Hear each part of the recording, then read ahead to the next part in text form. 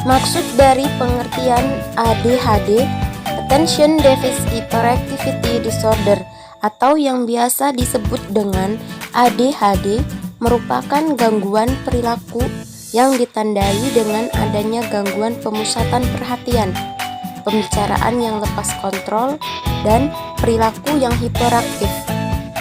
Pengertian dari ADD, Attention Deficit Disorder, atau yang disebut dengan ADD, adalah suatu bentuk kelainan yang membuat seseorang sulit mengontrol tindakannya atau mengalami kesulitan untuk fokus pada sesuatu atau sulit memperhatikan suatu kondisi.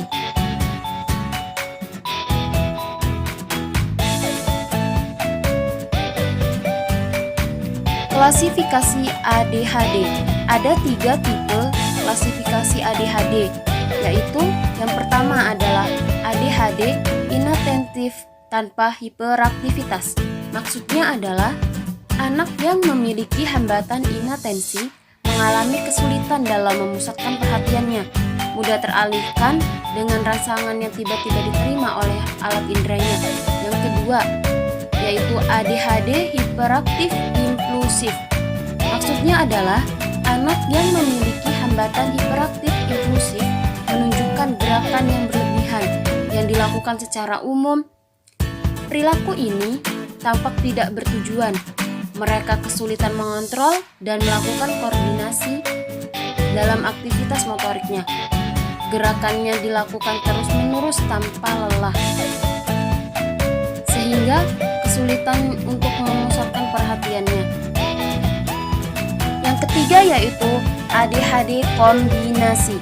Maksudnya adalah anak dapat dikatakan memiliki hambatan ADHD itu minimal 6 bulan dengan ciri yaitu menunjukkan perilaku ADHD secara konsisten.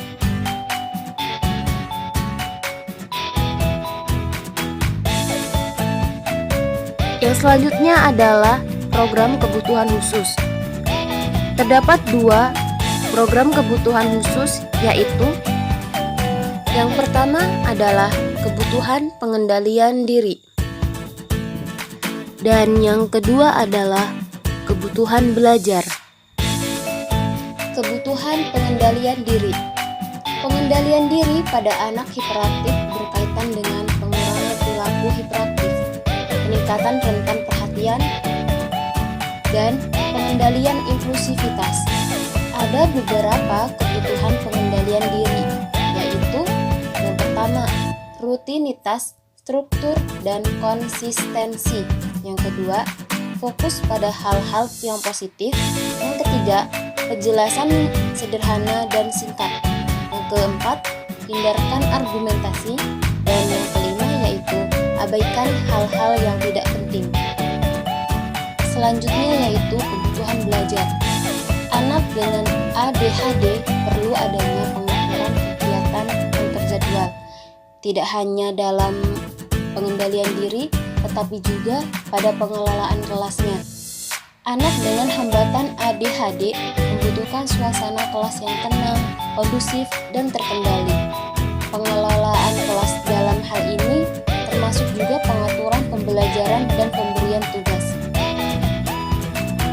Berbagai kebutuhan belajar tersebut adalah yang pertama, yaitu lingkungan kerja, tugas, dan bahan-bahan yang terstruktur. Yang kedua, dukungan eksternal yang membantu pemusatan perhatian. Yang ketiga, kesempatan merespon yang tinggi. Yang keempat, bantuan di bidang keterampilan belajar dan belajar aktif. Yang kelima, pengajaran yang multisensori. Yang keenam, menyesuaikan dengan gaya belajar anak dan modifikasi tulisan. Yang ketujuh, jadwal dan rutinitas yang mampu diprediksi. Yang kedelapan, waktu yang ekstra untuk memproses informasi. 9.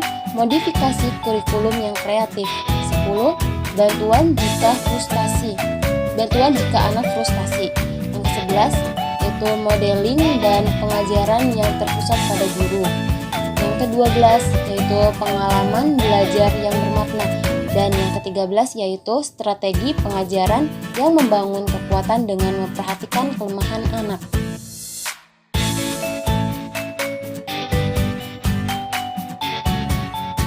Karakteristik anak dengan hambatan ADHD atau ADD. Yang pertama yaitu kesulitan untuk melakukan proses atau menyesuaikan diri. Aktivitas motorik anak yang berlebihan. Yang ketiga, menghindari tugas. Yang keempat, anak yang kurang perhatian. Yang kelima, tugas yang tidak dapat diselesaikan. Yang keenam yaitu anak akan kesulitan untuk memperhatikan. Yang ketujuh, disorganisasi.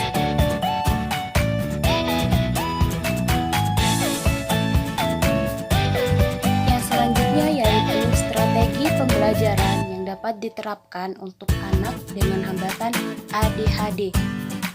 Yang pertama yaitu jadwal visual harian. Menggunakan jadwal visual harian ini dapat disesuaikan dengan kebutuhan belajar anak.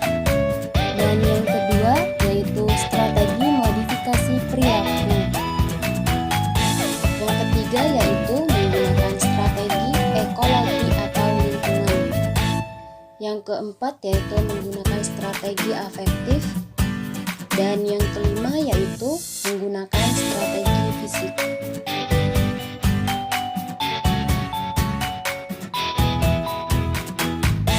Yang selanjutnya adalah strategi pembelajaran khusus. Ada 3 komponen prosedur yang dapat dilakukan guru dalam menangani anak ADHD menurut Isna Perdana dan A. Dayu. Yang pertama adalah akomodasi, dan yang kedua yaitu penyampaian informasi atau materi, dan yang ketiga yaitu pekerjaan anak.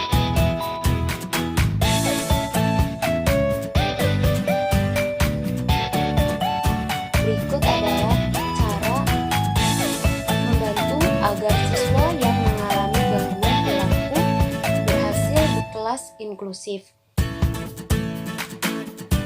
Menurut J. David Smith dalam karangan bukunya yang berjudul Sekolah Inklusif, ada beberapa cara yang dapat dilakukan dalam menciptakan suasana kelas yang dapat meningkatkan sikap-sikap positif dan membantu mencegah sikap-sikap negatif, yaitu yang pertama yaitu buatlah harapan-harapan akademis dan perilaku siswa yang Anda inginkan sejelas mungkin bagi mereka. Yang kedua, tunjukkan pada siswa bahwa Anda jujur dalam berhubungan dengan mereka. Yang ketiga, berikan perhatian dan pengakuan kepada siswa atas sifat-sifat dan prestasi yang positif. Suatu aturan yang baik adalah menemukan sesuatu yang positif untuk dinyatakan kepada siswa setiap hari. Yang keempat yaitu buatlah contoh sikap, kebiasaan kerja, dan hubungan yang positif. Yang kelima yaitu persiapkan pola pengajaran dan berikan kurikulum yang tersusun dengan baik. Yang keenam adalah buatlah susunan kelas yang dapat diterima, baik secara fisik maupun sosial. Terima kasih. Semoga materi ini dapat bermanfaat untuk kita semua. Sekian dari saya. Wassalamualaikum warahmatullahi wabarakatuh.